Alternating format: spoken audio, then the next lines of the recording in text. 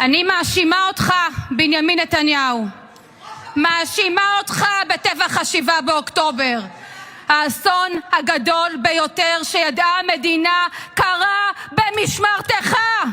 גם אם אתה ישן עם מצפון נקי, לא נשכח לך, נזעק את ההפקרה, תקום ועדת חקירה ממלכתית.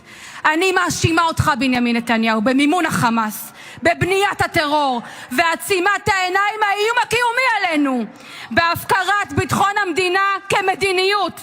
ביטחון הוא לא אינסטרומנט פוליטי, שמעת? הוא מעל הכל. אני מאשימה אותך, נתניהו, הפכת את הציבור העובד והמשרת לחמורו של משיח. יצרת את ברית ההשתמטות והסיפוח.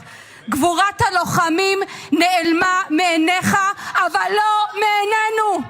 היא האור שאיתו נבנה מחדש.